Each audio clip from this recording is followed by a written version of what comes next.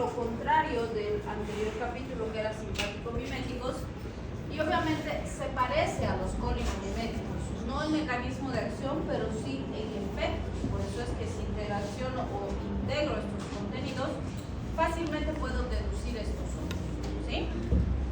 Entonces nos interesa entender los efectos de los fármacos que inhiben a los adrenoreceptores y, como siempre, ver cuáles serán sus implicaciones clínicas más relevantes. Entonces, básicamente los dos grandes grupos de antagonistas adrenérgicos son bloqueantes alfa y bloqueantes beta, porque son los receptores que más nos interesan de estos dos sistemas. Entonces, fíjense, con los bloqueantes alfa nos interesa, por ejemplo, la reversibilidad de su mecanismo de acción. Tenemos fármacos que son irreversibles, como la fenoxibenzamina, que es la principal representante y uno de los primeros fármacos que se ha trabajado de este grupo, y los que tienen acción reversible, donde tenemos una variedad bastante amplia de fármacos, donde está, por ejemplo, la fentolamina, tolazolina, prazosina, la betalol. Incluso la betalol vamos a ver que tiene dos receptores en los que va a actuar de forma bastante significativa y se la pueden clasificar en los dos grupos. También vamos a ver aquí los derivados del cornezuelo de centeno, y más adelante, cuando veamos el tema específico de los derivados del cornezuelo de centeno, vamos a ver que pues son fármacos muy variados, porque sus mecanismos de acción son diversos y eso permite que los vayamos viendo en varios grupos farmacológicos diferentes, ¿sí? Bien, vamos a empezar entonces con los bloqueantes alfa.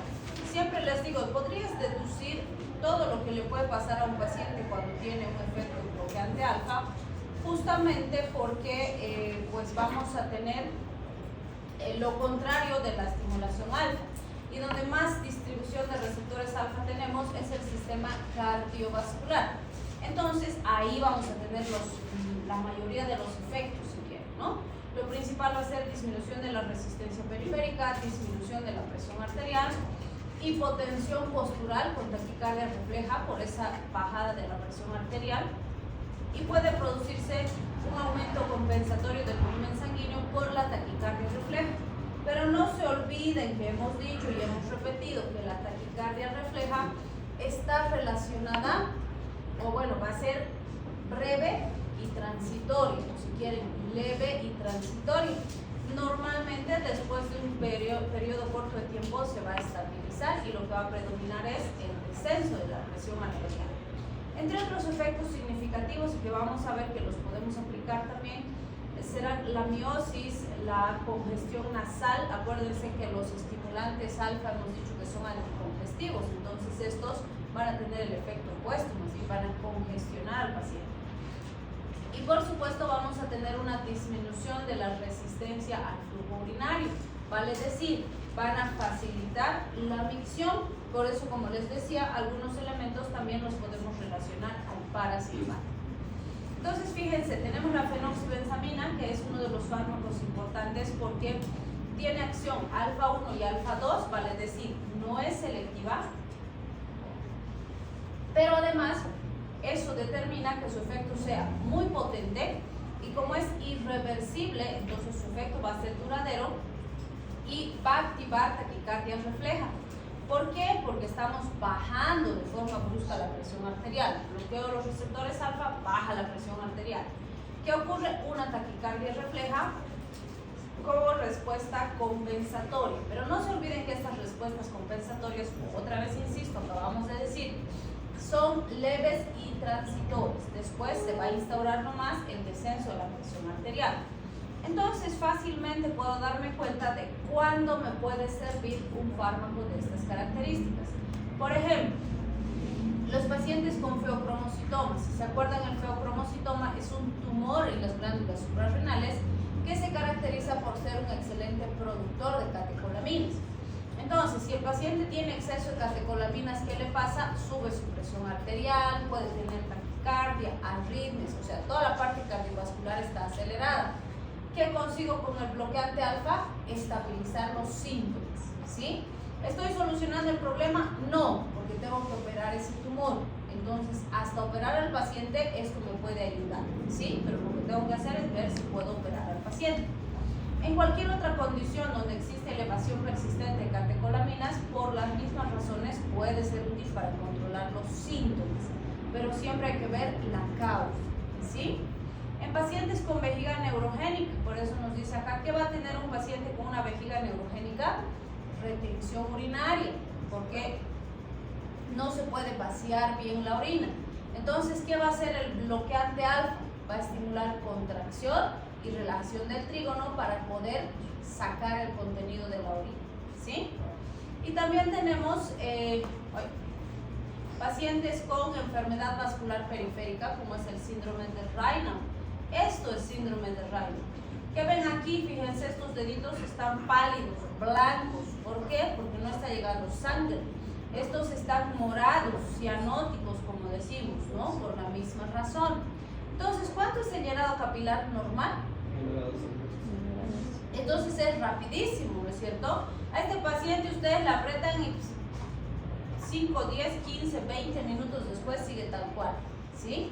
Su llenado capilar está súper retardado porque no está llegando la sangre a la periferia. Y el causante de esto es que hay un persistente vasoespasmo en la vasculatura periférica. Entonces, ¿qué hago con un bloqueante alfa? Relajo los vasos sanguíneos, mejoro la perfusión de los tejidos periféricos y se estabiliza el paciente, ¿sí? Si yo no hago nada, este paciente, ¿qué le va a pasar? Estos deditos que no están recibiendo sangre y oxígeno se van a empezar a necrosar y voy a tener que amputar, ¿sí? Muy bien. La fentolamina, la diferencia con la fenoxibenzamina es que fentolamina es reversible, nada más. Después, por todo lo demás, es muy similar. Fíjense, es bloqueante alfa 1 y alfa 2. También tiene acción sobre receptores de serotonina como bloqueante y es estimulante de receptores muscarínicos y receptores H1 y H2. Sin embargo, el efecto más potente es el efecto sobre los alfa, eso es lo que predomina. ¿Qué voy a tener? Disminución de la presión arterial con aumento de la frecuencia cardíaca como taquicardia refleja, igual que con la fenoxibenzamina, ¿sí? Entonces, las aplicaciones clínicas son básicamente las mismas. Pacientes con feocromocitoma, enfermedad de Raynaud, puedo usar en intoxicaciones por agonistas alfa para contrarrestar el efecto. Y pues lo mencionamos, pero actualmente no es una aplicación, ¿no? La disfunción eréctil. ¿Por qué? En la época que se usaba fentolamina en disfunción eréctil, primero se tenían que mezclar con papaverina inmediatamente antes de usar. Se preparaba en una inyección y el paciente tenía que administrarse la inyección directamente en el pene, lo cual implicaba pues dolor, incomodidad y demás para el paciente. Si bien sí se producía la erección, que era lo que el paciente estaba buscando para, al utilizar el fármaco, el problema es que después de esa erección se producía priapismo, es decir, que aunque el paciente ya no necesitaba la erección, pues el pene se mantenía erecto, ¿sí? Y tenía que ir al hospital para que baje la erección y demás, porque se podía necesitar el pene, ¿no? Entonces, fíjense, se produce una vasodilatación que consigue la erección, pero luego se produce una vasoconstricción intensa que mantiene la erección. Es el ritmo, pues, no. Entonces, actualmente no se usa con ese fin, porque tenemos pastillitas que tienen la misma función y no tienen estas complicaciones, entonces ya no se justifica, ¿sí? Bien. Es la que tenía él. ¿Será que era mucho de proyecto? Ok, luego se comparten su información.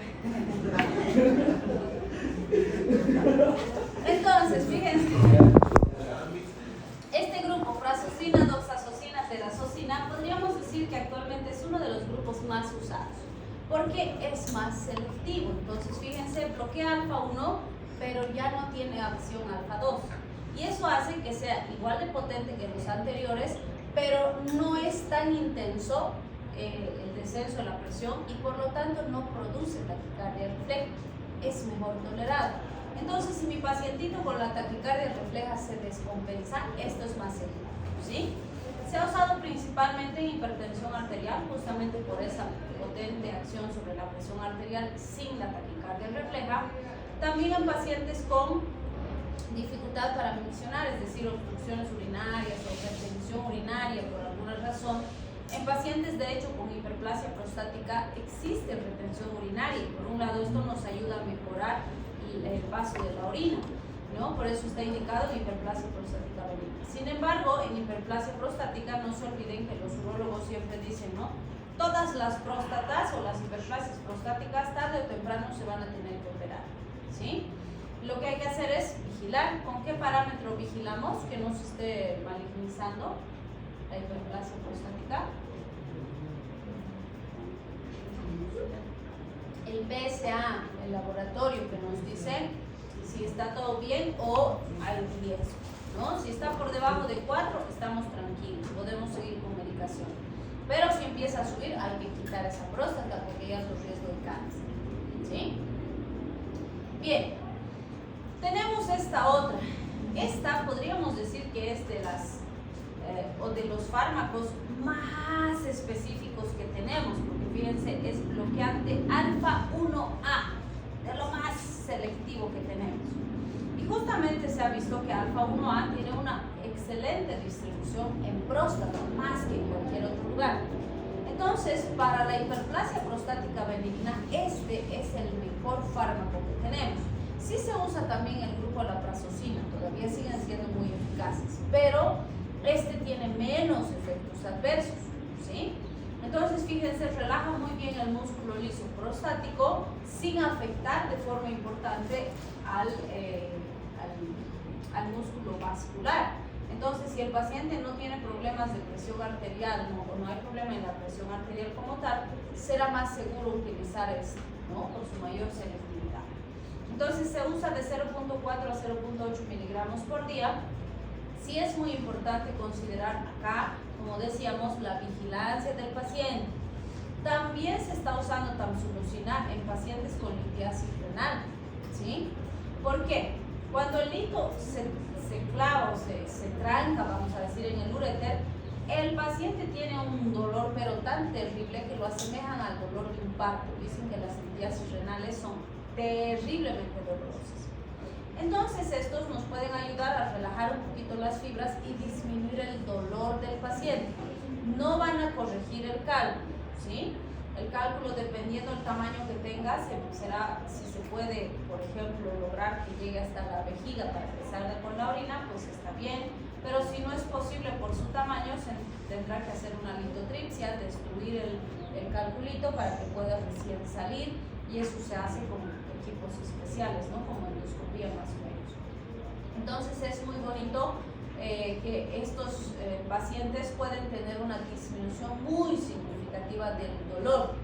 No va a solucionar el problema, obviamente hay que combinar con otros fármacos más, pero nos va a ayudar a estabilizar al paciente. Y en otras condiciones donde existe espasmo de músculo liso, que es muy doloroso y que no está mejorando con otros fármacos el paciente, se puede usar tamsulosin también, ¿sí? ¿Cómo? No, ¿qué es el fármaco? Tamsulosin. Ahí está su nombre. Podría ser un ¿Ya no mira? Tengo sueño, Está. Ah. Bien. Otro fármaco es la yoimbina. Y siempre les digo, cuando hablamos de yoimbina, les digo, acuérdense de la clonidina, ¿sí? ¿Se acuerdan qué característica tenía la clonidina?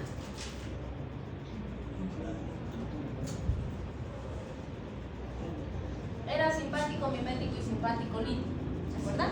Tenía las dos características, dependiendo si veíamos su mecanismo de acción o su efecto. Entonces la yoimbina es igual, pero es bloqueante. Entonces fíjense, es simpático lítico por su mecanismo de acción, porque es bloqueante alfa 2, pero resulta que a nivel periférico más bien estimula la liberación de catecolaminas, y eso hace que aumente la presión arterial y la frecuencia cardíaca. Entonces fíjense, el efecto es simpático mimético. Entonces aquí, simpático lítico por el mecanismo de acción, simpático mimético por el efecto. Y como el efecto es lo que determina cuándo usamos, se usa principalmente en pacientes con hipotensión. Se ha usado en algún momento en disfunción eréctil, pero no es algo que se recomiende actualmente, ¿no? Principalmente se usa en hipotensión. Entonces, acuérdense, yoimbina, clonidina tienen características similares, pero en sus grupos farmacológicos. Por podríamos decir que son contrarias, pero se parecen en esa característica, que son duales. En la betalol vamos a ver que es bloqueante beta y bloqueante alfa. Entonces hay la polémica, algunos autores dicen, es bloqueante alfa, y otros dicen, no, es bloqueante beta, pero tiene los dos efectos. Y de hecho, el efecto predominante es el bloqueo beta más que el efecto alfa, pero los dos se sinergizan. ¿Por qué? El bloqueo beta, ¿qué va a hacer? Va a hacer que el corazón baje su fuerza, su frecuencia de contracción, y el bloqueo alfa va a hacer que baje la presión arterial. Entonces, cuando baja la presión arterial por el efecto bloqueante alfa, la tendencia es taquicardia refleja, pero como este también bloquea beta, entonces no va a haber taquicardia refleja, ¿sí? Así que también es una excelente alternativa cuando tengo pacientes con hipertensión y no quiero que aparezca taquicardia refleja cuando estoy usando el fármaco, ¿sí? Bien, los beta bloqueantes, siempre les digo, son un grupo muy particular, porque vamos a ver que existen varios elementos.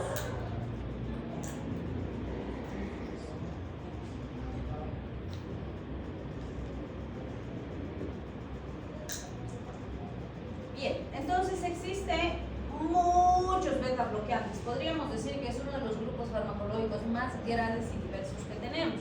Entonces lo que hacemos es asociarlos por ciertas características para recordarlos más fácil. Sí pueden acordarse o intentar acordarse uno por uno todos los fármacos, pero no acabarían, es complicado. Entonces los agrupamos. ¿Qué decimos? La mayoría son antagonistas puros, algunos son agonistas parciales, otros actúan con más selectividad por ciertos subgrupos de receptores, otros tienen efecto anestésico, pero para eso normalmente las dosis son diferentes. Y químicamente son parecidos al isoproterenol, que lo hemos visto en temas previos. Entonces, fíjense, cuando hablamos de sus características cinéticas, una característica que siempre nos interesa es la absorción por vía oral. Vemos que todos tienen buena absorción por vía oral, excepto el esmolol. Entonces, más facilito, me acuerdo, esmolol, digo, no tiene buena absorción oral, el resto sí. Es más fácil, me acuerdo uno y el resto no casi. Si hablamos del metabolismo, el primer paso, fíjense, es alto para propanolol, bajo para nadolol y el resto es intermedio. Es más fácil, me acuerdo, propanolol alto, nadolol nulo o nada si quieren, y el resto es intermedio, ¿sí? La biodisponibilidad, si tengo que acordarme más cosas. Por ejemplo, es alta para pindolol, pembutolol, betaxolol, sotalol, que son los que más tienen. Tenemos baja para propanolol, atenolol, nadolol y nula para el esmolol. Fíjense, el esmolol ya lo estamos mencionando en dos lugares. Y el resto es intermedio. Entonces, sí me tengo que acordar más cositas, pero así agrupaditos, pues más fácil me acuerdo. Si hablamos de la llegada al sistema nervioso central, decimos volumen de distribución alto con gran ingreso al sistema nervioso central, propanolol, pembutolol. Con bajo o casi nada de llegada al sistema nervioso central, el resto los fármacos. Entonces, más fácil me acuerdo, propanolol, pembutolol, buen ingreso, el resto mal. Las vidas medias sí son muy variables, en realidad hay una vida media diferente para cada fármaco. Entonces, ¿cómo los agrupo? Digo, el que tiene vida media más cortita es el esmolol, y fíjense, ya estamos mencionando esmolol en varios lugares. El que tiene vida media más larga es el nadolol, y se excreta sin cambios por la orina. Y el resto están en vidas medias entre 3 y 10 horas. Es variable, para cada fármaco es diferente, pero la mayoría está cercano a estos dos parámetros, ¿sí? Si hablamos de los efectos de los beta bloqueantes, básicamente tenemos los efectos bloqueantes que hemos mencionado para todos los grupos anteriores, ¿no? O sea, ¿qué sería? Principalmente a nivel cardíaco, tengo efecto depresor, presión arterial, depresor, ¿sí? Sistema neurológico, sistema nervioso central, tengo alteraciones del sueño, pesadillas y cosas así. Y cuando hablamos, por ejemplo, de otros efectos que serían peligrosos a nivel respiratorio que tenemos, broncoconstricción y broncorrea, que no es un efecto deseable, pero sí es algo que tengo que vigilar, porque ahí se me puede complicar. Y se ha visto que cuando usas fármacos que no son muy selectivos, sí puedes tener un impacto importante en el metabolismo endocrino del paciente. De modo que se puede alterar la lipólisis, la glucogenólisis hepática, aumentar las VLDLs, disminuir las HDLs, vale decir, se altera todo el perfil lipídico del paciente, aumentan las negativas y disminuyen las positivas, ¿sí? Pero esto se puede solucionar con fármacos más selectivos. También se han visto efectos que no están ligados a la acción sobre el receptor beta. Por ejemplo, tiene efecto anestésico local, que este estaría ligado a bloqueo de canales de sodio, que es el mecanismo típico de los anestésicos locales. Pero para eso necesitas dosis mucho más altas. También vemos un efecto antiarrítmico de tipo 3, donde vamos a ver que se ha visto bloqueo de canales de potasio. ¿Por qué? Van a ver cuando hablemos de los antiarrítmicos, tenemos 4 tipos de antiarrítmicos. Los antiarrítmicos de clase 2 son bloqueantes beta. Entonces ya el beta bloqueante es un antiarrítmico. Pero resulta, por ejemplo, que el sotalol también tiene el efecto antiarrítmico de clase 3. Los de clase 3 se caracterizan por bloquear canales de potasio. Entonces también tiene ese efecto el sotalol, vale decir, bloquea receptores beta y bloquea canales de potasio, ¿sí? Y bueno, también se ha visto que algunos beta bloqueantes pueden actuar como agonistas parciales, y ya sabemos la definición de lo que es un agonista parcial y lo que hace, ¿no? Entonces vamos a aplicar aquí esos conceptos. La elección del mejor beta bloqueante, como son tantos fármacos, siempre les digo, no podemos agarrar y decir, el propanolol es el mejor beta bloqueante y para todos los pacientes es el mejor. No, porque el mejor fármaco, como siempre hemos repetido y vamos a seguir repitiendo, no depende del fármaco, depende del paciente, ¿sí? El fármaco que me mantiene a mi paciente estable y que mi paciente tolera bien, ese es el mejor. Y para cada paciente puede ser diferente. Entonces tengo que individualizar. Bien, si hablamos de la toxicidad de los bloqueantes beta, ¿qué va a pasar? Lo que hemos visto con los estimulantes pues beta, ¿no? Porque el paciente se va, lo que hemos visto con los bloqueantes beta, pero en exceso, ¿sí? Exagerado, por decirlo así. Entonces se ha descrito con el propanolol, que es uno de los beta bloqueantes más usados. Se ha visto, por ejemplo, exantema, fiebre, sedación, trastornos del sueño, depresión, a veces reacciones psicóticas, asma. No se olviden que en pulmones hemos dicho broncoespasmo y broncorrea, pueden producir complicaciones graves. También se ha visto vasoespasmo, también se ha visto que pueden desencadenar o agravar una insuficiencia cardíaca, porque ¿qué van a hacer en corazón? Deprimir la contractilidad, disminuir la función cardíaca. También se han visto interacciones negativas con bloqueantes beta, verapamilo. Verapamilo es bloqueante de canales de calcio, ¿sí? Que también se usan en pacientes cardiópatas. Entonces, si tengo un beta bloqueante y asocio a verapamilo, se puede complicar el paciente, ¿sí?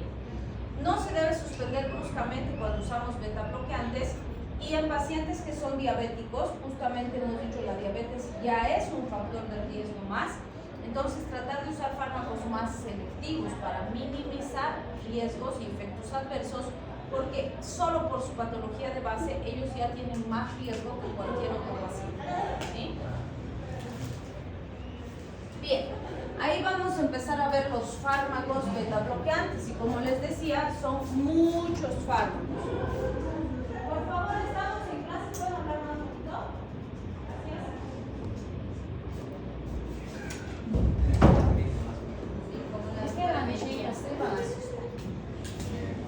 Bien, entonces fíjense, propanolol, nadolol, timolol es uno de los grupos que vamos a ver. No son los únicos fármacos que hay en ese grupo, hay más fármacos, ¿no? Pero vamos a mencionarlos estos, y las dosis que tenemos ahí son de propanolol. Entonces estos son bloqueantes beta no selectivos, ¿vale? Es decir, bloquean todos los receptores beta, y fíjense, se puede usar desde 10 hasta 80 miligramos cada 6 horas. ¿Por qué hay una variación tan grande en sus dosis? Porque depende para qué estamos usando. ¿Qué es lo que van a producir? bajan presión arterial, frecuencia cardíaca, disminuyen la liberación de renina. Esta disminución de la conversión de T4 en T3, si se acuerdan, hemos visto cuando hablábamos de hormonas tiroideas, solamente se produce con el propanolol, no con cualquier beta bloqueante, ¿sí? Y obviamente aporta un poquitito, porque sí se usan los beta bloqueantes en las tirotoxicosis o tormentas tiroideas cuando tenemos pacientes con hipertiroidismo descompensado, para controlar los síntomas. Lo que hacen los beta bloqueantes es controlar los síntomas. Pero si usamos propanolol específicamente, ese sí va a tener un pequeñito impacto en la producción de hormonas tiroideas, ¿sí? Bien, el efecto broncoconstrictor. ¿En quiénes queremos ese efecto de broncoconstricción? En nadie hemos dicho, ¿no es cierto? No es un efecto deseable, no es un efecto terapéutico, pero siempre lo mencionamos porque es un efecto de riesgo que siempre debemos considerar. Si mi paciente es asmático, si tiene algún problema respiratorio, tengo que considerar con mucho cuidado si pienso usar beta bloqueantes, porque se me puede descompensar la parte respiratoria, ¿sí? Bien, y esa disminución de la producción del humor acuoso disminuye la presión intraocular, por eso es que también puedo usar en glaucoma. Entonces fíjense, si sé estos efectos, facilito me doy cuenta cuándo puedo usar. ¿Cuándo me sirve? Pacientes con hipertensión, por supuesto. Pacientes con angina de pecho, sí. Pacientes con migrañas, se está probando con resultados interesantes por el efecto que tiene a nivel central, ¿sí? El hipertiroidismo, ya lo dijimos, es más sintomático. Y en glaucoma, porque me va a ayudar a bajar la presión intraocular, ¿sí? Bien, este otro grupo, metoprolol, atenolol, alprenolol, betaxolol, nebivolol, y hay varios otros más del grupo. Las dosis son del metoprolol de 25 hasta 400 miligramos día en una o dos dosis. Fíjense, igual su rango es bien grande. ¿Por qué? Porque depende para qué voy a estar utilizando.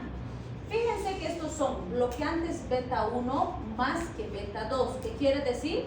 Son preferenciales beta 1, ¿sí? Entonces, ¿qué implica esto? Hemos dicho que cuando es más selectivo beta 1 está ligado a los efectos terapéuticos y beta 2 más a las complicaciones respiratorias.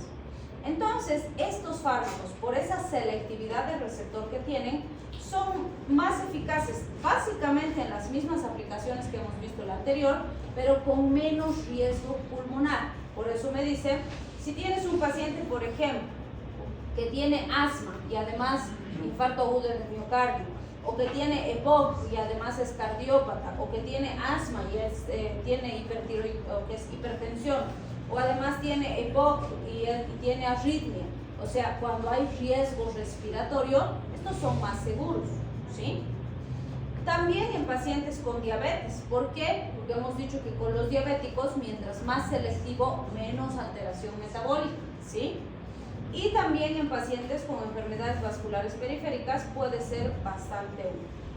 Bien, otro fármaco dentro de este grupo es la butoxamina. Esta libro siempre nos menciona, pero nos menciona más para que sepamos el hecho histórico de la butoxamina. ¿Por qué?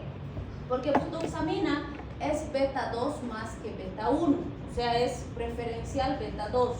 ¿Cuál sería el beneficio de que un fármaco sea preferencial beta 2?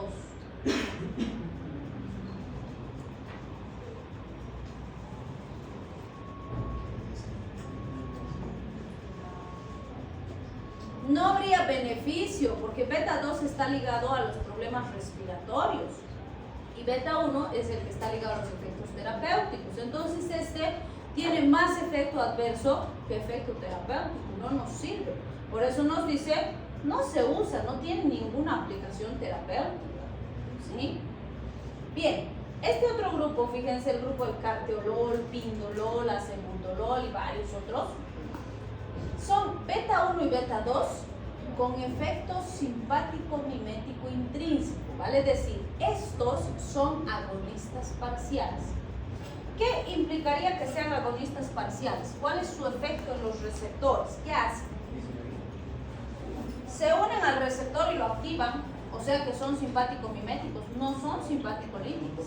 ¿Y por qué los estamos viendo en los beta bloqueantes? Si no son bloqueantes, se unen y activan.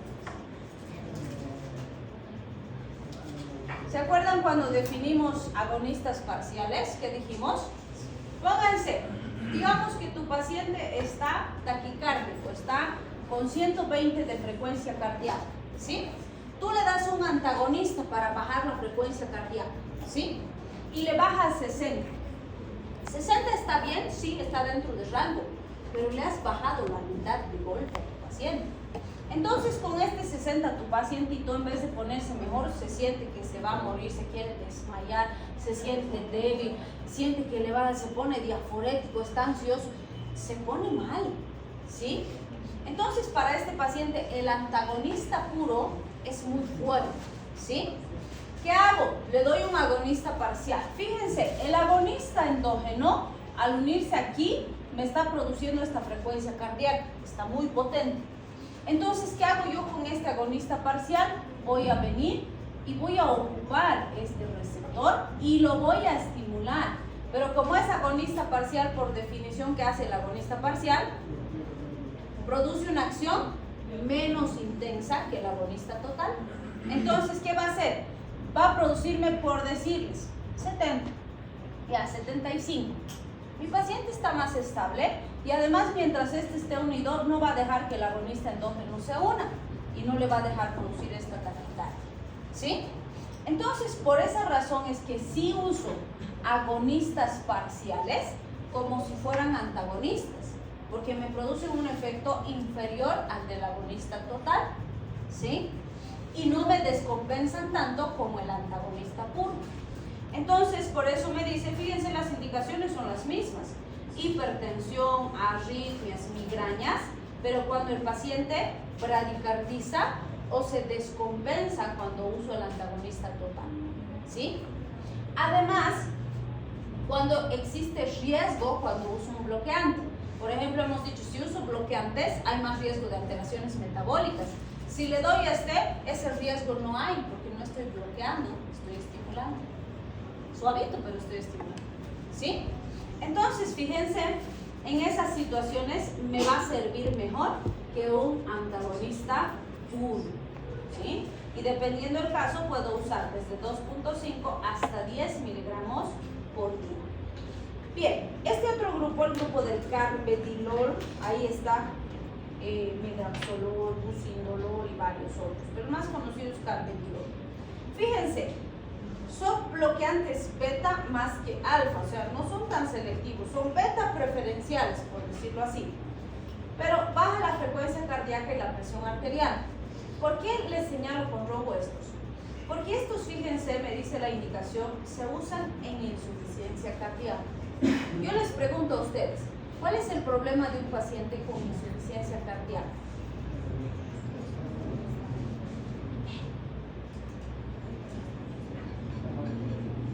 ¿Qué le pasa?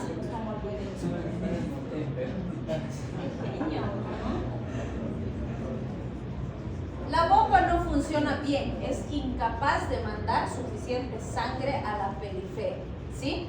¿Y qué haces si le das un beta bloqueante con la bomba? Disminuyes la fuerza y la frecuencia de contracción. O sea, parecería incoherente, ¿no? Pucha, si el corazón está mal, ¿para qué le damos algo que lo deprime más? ¿No es cierto? Entonces, evidentemente, sí van a encontrar que si tengo insuficiencia cardíaca moderada a severa, está absolutamente contraindicado usar beta bloqueantes, ¿sí? Sin embargo, hay estudios que han visto que cuando estamos en fases iniciales de insuficiencia cardíaca, el disminuir la fuerza y frecuencia del corazón hace que se mejore la oxigenación del miocardio. Y oxigenar mejor el miocardio mantiene mejor la capacidad funcional del corazón. Por esa razón, en estadios iniciales sí pueden servir los beta bloqueantes. Entonces, solamente si la insuficiencia cardíaca es leve, ¿sí? Además, aún en insuficiencia cardíaca leve, tengo que ver qué opciones tengo y si esa es mi mejor opción, usaré. Pero si tengo mejores opciones, pues uso mejores opciones, ¿sí? Entonces, fíjense, se ha usado carvedilol, que tenemos comprimidos de liberación intermedia y comprimidos de liberación prolongada. La diferencia es que los de liberación intermedia se da 2 veces por día y los de liberación prolongada una sola vez al día, ¿sí? Entonces, normalmente viene así, fíjense, este de 12.5 miligramos, le doy la mitad de la tabletita en la mañana, la mitad de la tabletita en la tarde, ¿sí? Y por eso me dice, le doy, por ejemplo, en el caso del 12.5, 6.25 en la mañana, 6.25 en la noche. Si le diera este de 6.25, que también viene así, le doy la mitad en la mañana, la mitad en la noche y 3.125 cada dosis. A eso se refiere nada más, ¿sí? Le doy mitad, mitad. En cambio, este le doy una tabletita una vez al día, de 10, de 20, de 40, de 80, dependiendo cuál necesita el paciente, ¿sí?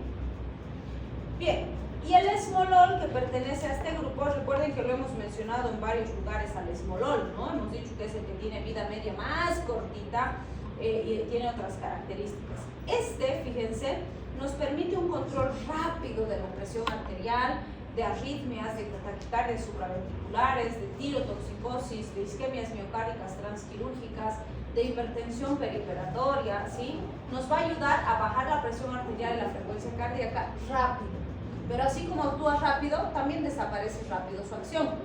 Entonces, normalmente se usa en situaciones donde necesita un efecto rápido y eficaz, pero por periodos cortos de tiempo. Por ejemplo, si hay una descompensación transquirúrgica, necesito controlar al paciente mientras termine de operarlo y después ya no necesito darle porque no es hipertenso, ¿sí? Entonces, estas son las dosis que se usan en esas situaciones críticas.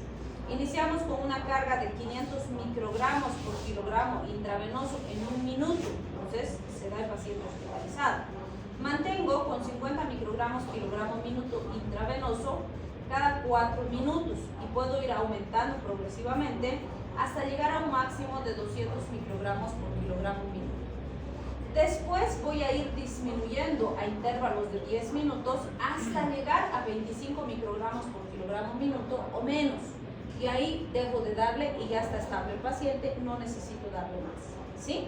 Entonces, en esos casos es que se usa esmolol.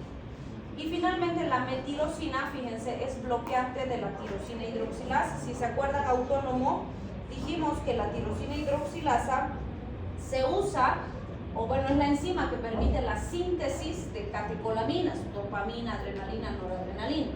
Entonces, ¿qué consigo cuando bloqueo la enzima? Baja la presión arterial, baja la dopamina, lo cual me puede producir un síndrome parkinsoniano, y no se usaba porque decían, pucha, no necesito que bajen todas las catecolaminas, pues estoy suprimiendo todos sus efectos, eran demasiado tóxicas. Pero ¿qué se vio? Cuando tengo que operar a un paciente con feocromocitoma, como el tumor reacciona, cuando lo estoy queriendo extirpar, libera catecolaminas como un mecanismo de defensa. En esos casos, ¿qué le pasaba al paciente? ¡Bum! Se descompensaba la presión, subía la frecuencia cardíaca, todo, y se complicaba el transquirúrgico. Entonces, ¿qué han optado? Por darle al paciente que vamos a operar 2 semanas antes metirosina. ¿Qué hacía eso? Que se agoten las catecolaminas, la dopamina, y cuando lo operaba, aunque libere todo lo que tiene, era poquito. Entonces el paciente no se desestabilizaba tanto. Y después de extirpar el tumor, ya dejábamos que normalice su síntesis de catecolaminas, ¿sí? Entonces esa es la principal aplicación de metirosina. Bien.